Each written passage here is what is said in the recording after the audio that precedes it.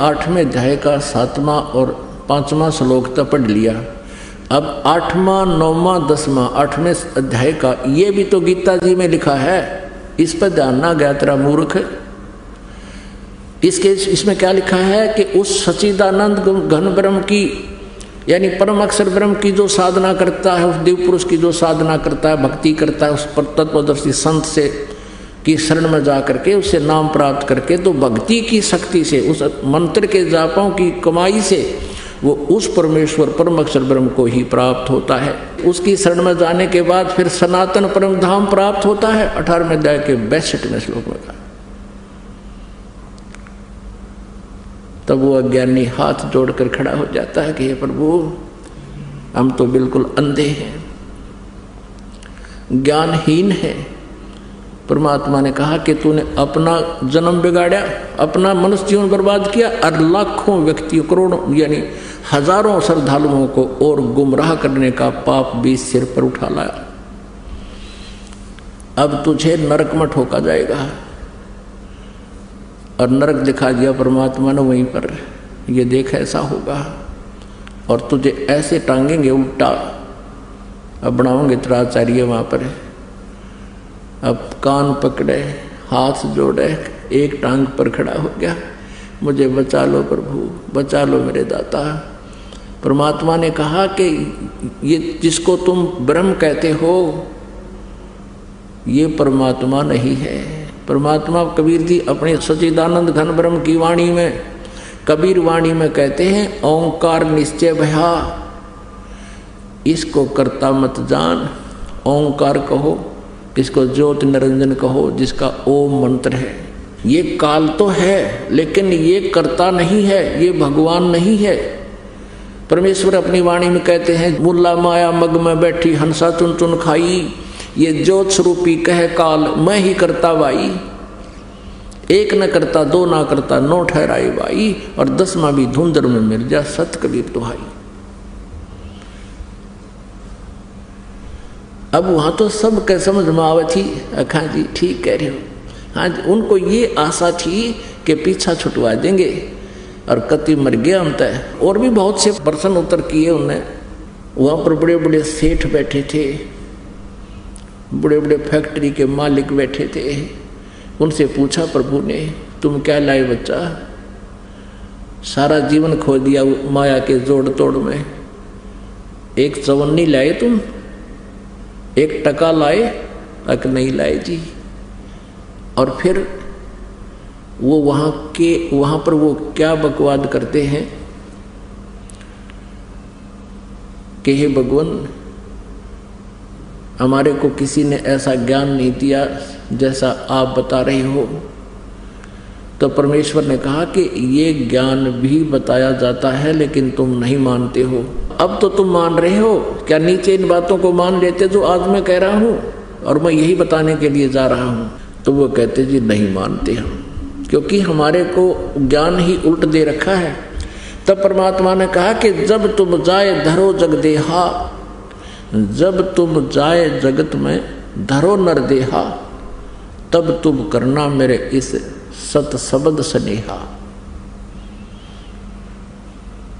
अब तुम्हारा कोई समाधान नहीं है और आप कभी मनुष्य जीवन प्राप्त हो और मैं या मेरा कोई दास मेरे इस ज्ञान का कहीं ढंडोरा पीट रहा हो, ये ज्ञान सुना रहा हो, तब तुम उसकी शरण में चले जाना, फिर तुम्हारा मोक्ष निश्चित है। और जिसको तुम परमात्मा मानते थे ये तुम्हारा शत्रु है, ये काल ज्योति निरंजन जिसको तुम ब्रह्म ब्रह्म कह करके गुणगान किया करते थे, ये काल है। अरे ज्ञान नेत्रहीनो अज्ञानियों, तुमने इतना भी नहीं समझा। श्रीमद् भगवत गीता अध्याय नंबर 11 के श्लोक नंबर 32 में ये गीता ज्ञानदाता कहता, मैं काल हूँ और अब सब लोगों का नाश करने के लिए प्रवृत्त हुआ हूँ। तो श्री कृष्ण जी तो वहाँ विद्यमान थे यदि श्री कृष्ण काल होते तो न्यों क्यों कहते, मैं ईब प्रवर्त हुआ हूँ, ईब आया हूँ, अब प्रकट हुआ हूँ। वो काल आके प्रवेश कर गया श्री कृष्ण जी के शरीर में। श्री कृष्ण काल नहीं थे, वो तो महान आत्मा थे, दयालु सतोगुण स्वामी प्रभु थे। यानी ये प्रभु का अर्थ क्या होता है, थोड़ा सा ये विश्लेषण करते हैं। राम कहो, अल्लाह कहो, गॉड कहो, रब कहो, चाहे खुदा कहो, चाहे साहिब कहो। जैसे एक तहसीलदार को भी साहब कहते हैं, एक कमिश्नर को, डीसी को भी साहब कहते हैं, कमिश्नर भी साहब कहलाता है, मंत्री भी साहब कहलाते हैं, और मुख्यमंत्री भी साहब कहे जाते हैं, प्रधानमंत्री भी साहब कहलाते हैं, और राष्ट्रपति भी साहब कहलाते हैं। मुख्यमंत्री साहब, प्रधानमंत्री साहब। अब हैं तो सारे साहब कहो, राम कहो, स्वामी कहो, मालिक कहो, लेकिन इन मालिकों की, स्वामियों की शक्ति में बहुत अंतर होता चला जाता है। ऐसे ही ये रजगुण ब्रह्मा जी, सतगुण विष्णु जी, तमगुण शिव जी, ये इन तीन लोकों पर, पृथ्वी लोक, नीचे पाताल लोक, ऊपर स्वर्ग लोक, इन तीन लोकों पर एक एक विभागीय मंत्री समझो। रजोगुण विभाग के ब्रह्मा जी, सतोगुण विभाग के विष्णु जी, तमोगुण विभाग के शिव जी। इतने साहब हैं, इतने राम हैं, इतने प्रभु स्वामी हैं। तो श्री कृष्ण अर्थात विष्णु जी ये सतोगुण युक्त हैं, ये बहुत ही अच्छे यानी नेक व्यक्ति हैं। लेकिन इनका कर्म जो तीनों का, ये स्वयं तीनों बहुत ही अच्छे, क्योंकि देव पद पर हैं, देव पद पर अच्छी आत्मा ही होती है, लेकिन इनके कर्म ऐसे हैं जिस कारण से ये स्वयं भी विवश हैं। और इसी कारण से देवी भागवत में भगवान शंकर जी कहते हैं अपनी माता दुर्गा से, हे माता, यदि आप हमारे ऊपर दया युक्त हो तो मुझे तमोगुण क्यों बना दिया, मैं तमोगुण की युक्त क्यों कर दिया, और विष्णु जी को सतोगुण क्यों बना दिया, ब्रह्मा जी को आपने रजोगुण क्यों बना दिया।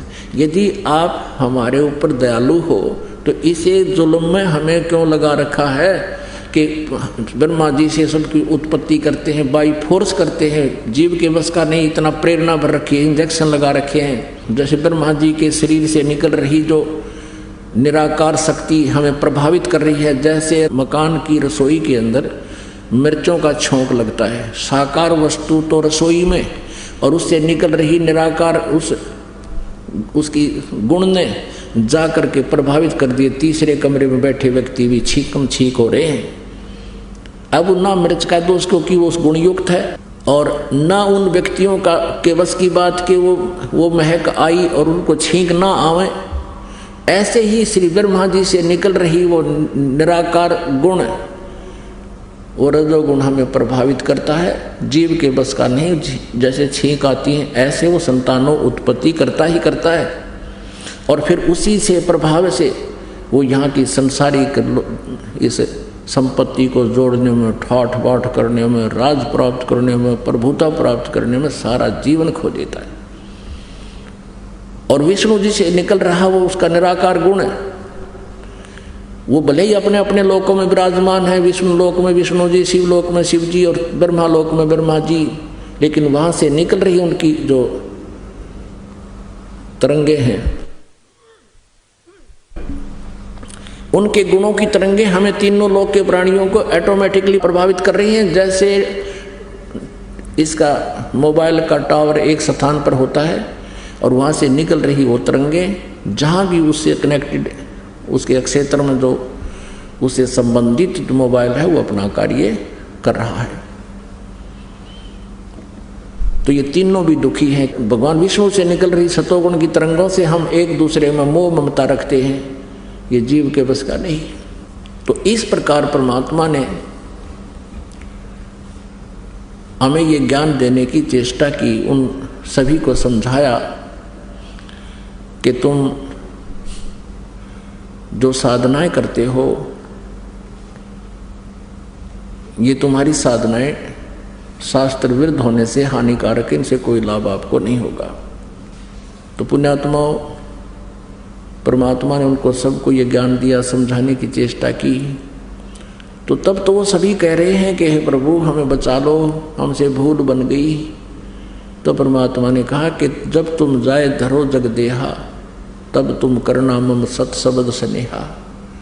तो अब ये ज्ञान परमात्मा की दया से ये प्रकाशित हुआ है। तो उस समय परमात्मा ने कहा कि तुम जिसको निराकार बताते थे, जिसको तुम परमात्मा मानते हो, वो भगवान नहीं है, वो तुम्हारा शत्रु है, तुम्हारा काल है। और उसने अपने तीनों पुत्रों से, रजगुण ब्रह्मा जी उसका पुत्र है, तमगुण शिव जी उसका पुत्र है, सतगुण विष्णु उसका पुत्र है, इन तीनों पुत्रों से तुम्हारे को जन्म मृत्यु और संहार के इस झंझट में बाई फोर्स रखवा रखे है। इसको 1 लाख मानव शरीरधारी प्राणियों का आहार करना होता है, और तुम यहाँ बैठे हो 1 लाख यहाँ भूने जा रहे हो। अब मेरी कृपा से ये जलन तुम्हें महसूस नहीं हो रही। जब उनको ये पता चला कि सचमुच ये परम शक्ति है, परमात्मा को पता था कि इनके मन में भ्रम ना रह जाए, परमेश्वर ने कहा कि देखो वो आ रहा है तुम्हारा ये भगवान, जो गीता जी अध्याय नंबर 7 के श्लोक नंबर 24 और 25 में कहता है कि मैं कभी किसी के समक्ष नहीं होता, ये मेरा अविनाशी घटिया अनुत्तम नियम है। मैं कभी अपने वास्तविक रूप में किसी के सामने नहीं आता, और ये मूर्ख जन समुदाय मुझे व्यक्ति रूप में आया मानते हैं, मुझे कृष्ण मान रहे हैं। I am not Krishna. Krishna ji तो ये शब्द नहीं कह सकता कि मैं व्यक्ति रूप में नहीं हूँ, तो सामने व्यक्ति रूप में खड़े थे। वो काल कहता है, यो गीता ज्ञानदाता कहता मैं अपनी योग माया से छुपा रहता हूँ कि सबके समक्ष नहीं होता, और ये मूर्ख जन समुदाय मुझे ये मनुष्य मान रहे हैं, कृष्ण मान रहे हैं। तो वो ऐसे छुपा रहता है। अव्यक्त किसे कहते हैं? जैसे सूर्य के सामने बादल छा जाएं, सूर्य विद्यमान है लेकिन हमें दृष्टिगोचर नहीं हो रहा, वो अव्यक्त है, हमसे अव्यक्त है, प्रोक्ष है।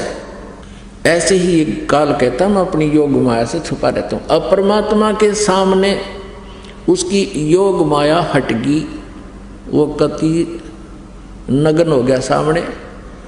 तब परमात्मा ने कहा कि देखो वो है तुम्हारा भगवान। यहाँ उनका ओछा माथा, इतना माथा उसका बिल्कुल, और विकराल सा चेहरा है, और काला माथा उसका। कहने लगा वो आने लग रहा है, लंबे लंबे दांत उसके। ये है तुम्हारा भगवान, ये ज्योति निरंजन, जिसको तुम ब्रह्म ब्रह्म कह करके या महिमा गाते थे। अब देखा सबने, सबकी गिगी बंद की। तब परमात्मा ने कहा कि उठो, ऐसे हाथ किया कि जाओ तुम यहाँ से।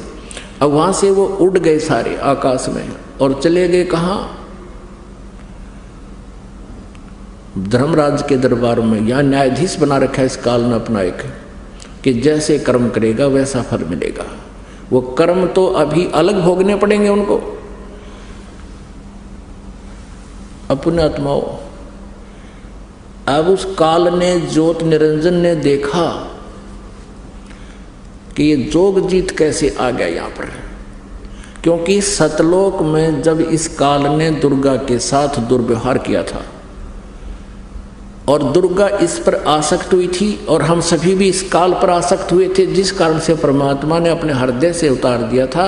और इसने मांगा था हमारे को, परमात्मा ने हमारी इच्छा से, हमने स्वयं इसके साथ काल के साथ आने की प्रबल इच्छा व्यक्त की थी। और श्री दुर्गा के शरीर में हम सभी को बीज रूप में फीड कर दिया था, और दुर्गा को एक स्त्री रूप दे दिया था, दुर्गा वाली आत्मा को। तो तब इसने सतलोक में दुर्गा के साथ दुर्व्यवहार करना चाहा था, और दुर्गा को परमेश्वर ने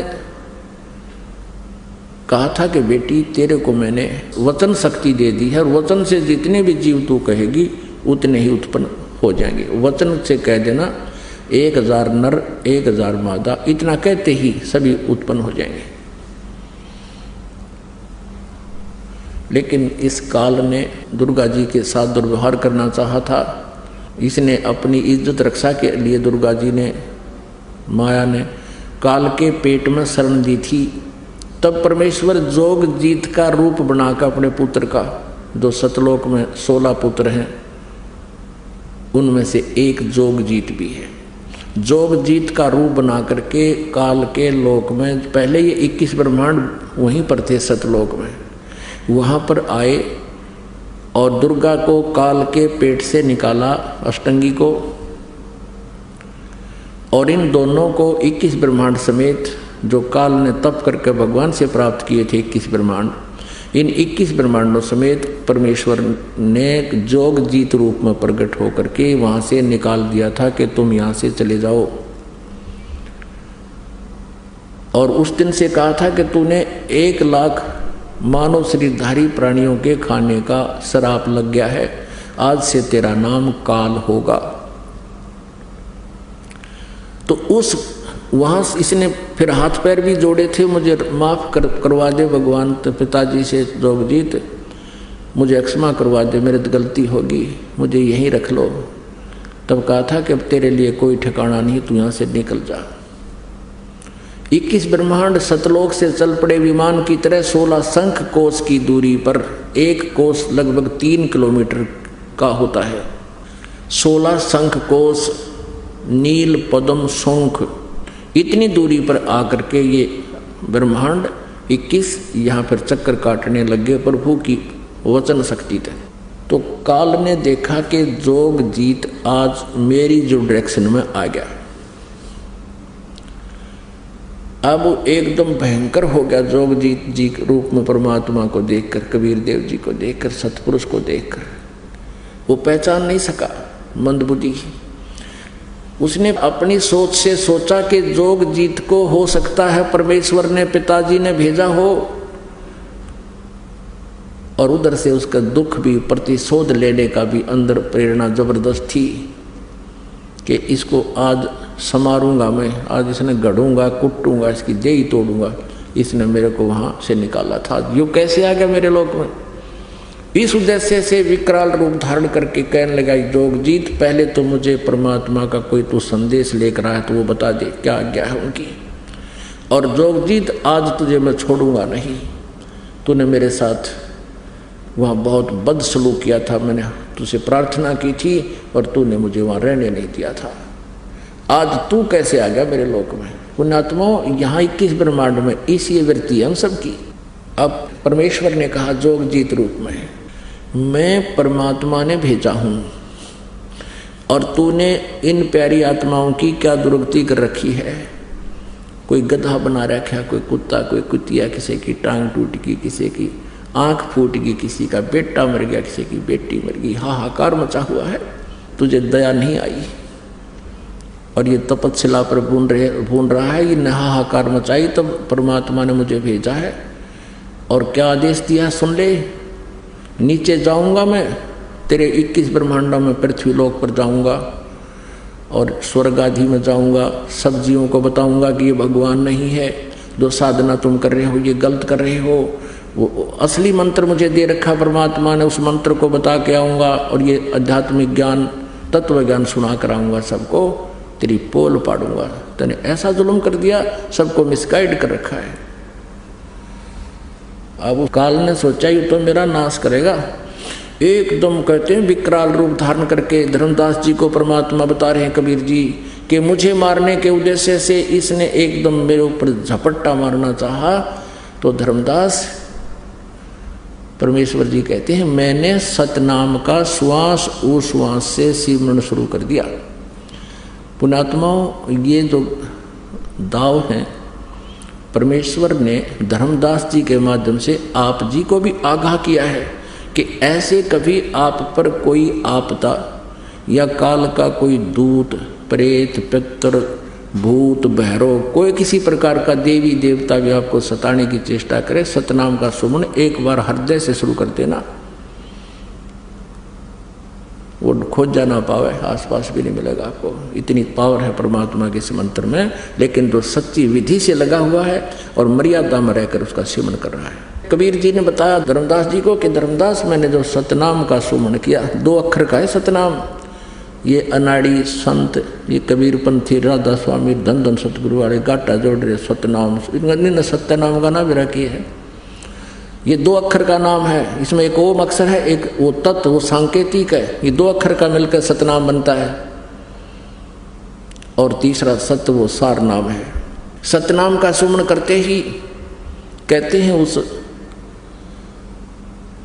काल की नहीं पार बसाई, ऐसे गिर गया जमीन पर जैसे पक्षी की पंख कट जाते हैं, वो उड़ नहीं सकता, पड़ा पड़ा तड़फ रहा होता है।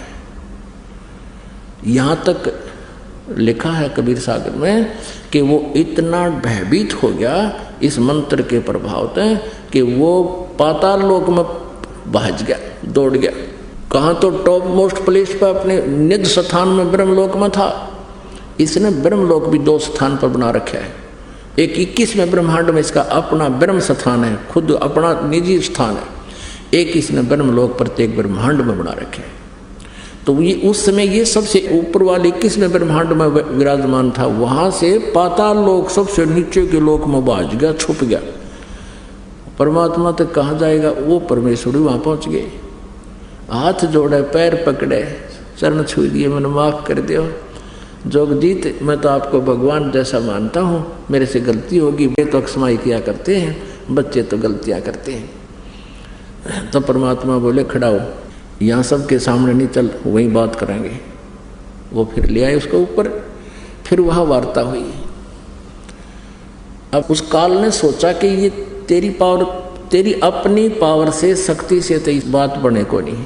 तो उसने चापलूसी का मार्ग अपनाया, पैर पकड़े, हाथ जोड़े, तू मेरा बड़ा भाई, मैं तेरा छोटा भाई। क्योंकि जोगजीत वहाँ परमात्मा का पुत्र है और बाद में, सबसे बाद में अंडे से उत्पत्ति परमेश्वर ने की थी इस ज्योति निरंजन की। तो कहता है तू मेरा बड़ा भाई, मैं तेरा छोटा भाई। मैं तो आपको परमात्मा पिता के समान मानता हूँ और आपको परमात्मा ने पावर देकर भेजी है, जैसा कि आप कह रहे थे। आप जैसे उचित समझो चले जाना, लेकिन मेरी कुछ प्रार्थना स्वीकार करो और वचनबद्ध होकर सुनो। अब परमेश्वर ने कहा कि ठीक है, वचनबद्ध हो गया। बोल क्या मांगता भिखारी? तब उसने कहा कि 3 युगों में जीव थोड़े ले जाना, सतयुग, त्रेता, द्वापर में। आप कहो ना नीचे जाएंगे, सारा ज्ञान बताऊंगा और फिर सतनाम यानी सही ज्ञान दे करके, नाम बता करके जीवों को सतलोक भेजूंगा। तो 3 युगों में जीव थोड़े ले जाना। मुझे श्राप लगा हुआ है 1 लाख मानव शरीरधारी जीवों के खाने का है, तो मेरी भूख कैसे मिटेगी? और 4था युग जब कलयुग आवे, तब तब शरण जीव बहु जावे। ऐसा वचन हर मोय दीजे, तब तुम गवन संसार ही कीजिए। मुझे ये वचन दे दो कि 4थे युग में कितने ले जाना। और एक और प्रार्थना है कि जो तुम्हारे ज्ञान को स्वीकार करे वो आपका, और जो हमारे अज्ञान के ऊपर आधारित रहे वो हमारा रहे, वो मेरे ही मुख में आवे, उसको अपना डिस्टर्ब ना करना। ज्ञान आधार से ले जाना। और जो हंसा तुम्हारे गुण गावे, ताकि निकट काल नहीं आवे।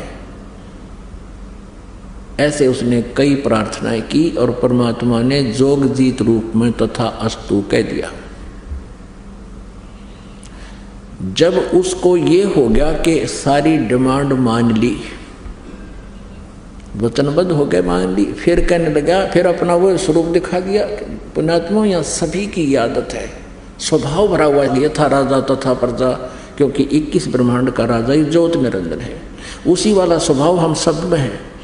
पहले तो उसने बल प्रयोग करके देखा, जब बल से बात नहीं बनी तो फिर छल प्रयोग करके देखा। अब छल से वो सोच रहा था मैं सफल हो गया। अब जब फिर उसने फिर अपने वही रूप दिखा दिया कि जोगजीत, जब तुम कलयुग में आओगे, कलयुग में लेने आएगा ना, अब तो सतयुग त्रेता द्वापर में तुम जीव ले जा नहीं सकते, वचनबद्ध हो गया। कलयुग में जब तुम आओगे,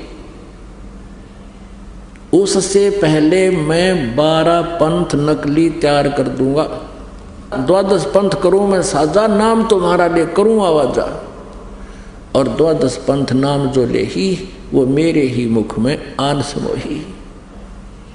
अनेक पंथ और मैं चलाऊं और नाम तुम्हारा ले गुण गाऊं। ये 12 पंथ तो अलग हैं उससे और भी अलग पंथ न्यारे चला दूंगा, जो कि काल के ही जाल में रखने वाले होंगे।